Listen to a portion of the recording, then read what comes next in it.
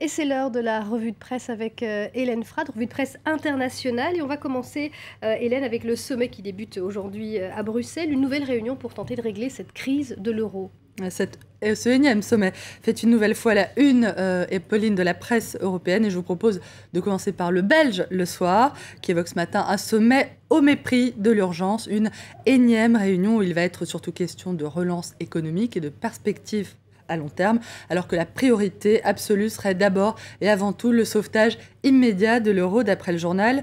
Le sauvetage de l'euro évoqué également ce matin à la une de la version asiatique du Wall Street Journal, qui fait état des doutes, des places financières, de voir les discussions entre dirigeants européens parvenir à une vraie percée. Mais il est difficile d'y voir clair, tant les analyses divergent sur le sujet ce matin, sur les dispositions et l'état d'esprit des uns et des autres. Si le quotidien italien de centre-gauche, La Repubblica, voit s'ébaucher un consensus et parle d'un accord entre Angela Merkel et François Hollande sur la croissance, l'allemand Der Spiegel, de son côté, tire à boulet rouge sur la façon dont la chancelière aurait littéralement douché les espoirs de ses partenaires, en refusant notamment la mutualisation des dettes européennes et la création d'euro-obligations.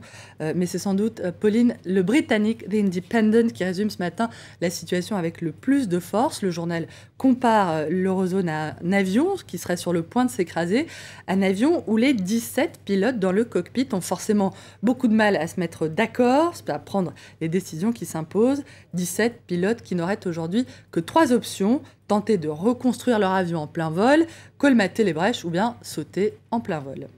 Alors, beaucoup de questions également ce matin sur l'incident aérien qui est survenu vendredi dernier, un incident au cours duquel un avion militaire turc a été abattu par la Syrie. Et là encore, il y a pas mal de divergences sur ce qui s'est réellement produit et sur la façon dont il faut interpréter cet incident.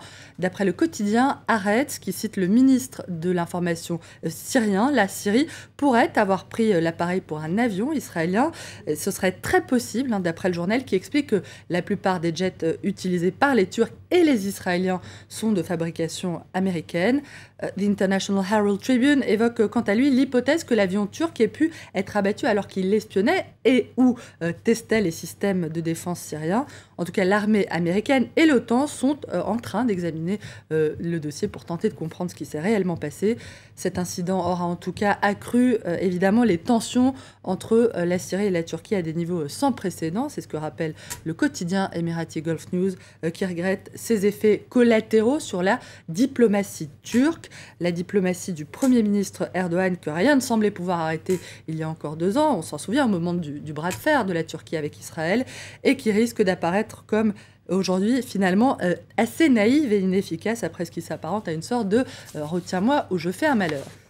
Et on termine avec une poignée de main historique, la poignée de main échangée hier entre la reine Elisabeth II et Martin McGuinness, l'ex-dirigeant de l'IRA, l'armée républicaine irlandaise. Cette poignée de main constituait une étape importante dans la réconciliation en Irlande du Nord, qui, on le rappelle, a connu plus de 30 ans de conflit, et un conflit au cours duquel près de 3500 personnes ont été tuées, et notamment parmi les victimes, il y a eu l'un des cousins de la reine, Lord Mountbatten, qui a été assassiné, on s'en souvient, en 1979. Eh bien, le geste de la reine et celui de Martin McGuinness fait la une de toute la presse britannique et irlandaise. La une du Irish Daily Mail, qui parle d'une poignée de main historique. Le sang, la colère, le conflit les ont longtemps séparés, écrit le journal. Il s'agit bien sûr de la reine et de Martin McGuinness.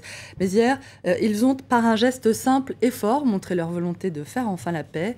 Historique également pour The Guardian, à voir donc toujours à la une, tandis que The Independent, Pauline, parle lui d'un miracle de la réconciliation, d'un geste encore inimaginable il y a 10 ans. Merci beaucoup Hélène, c'était la revue de presse internationale.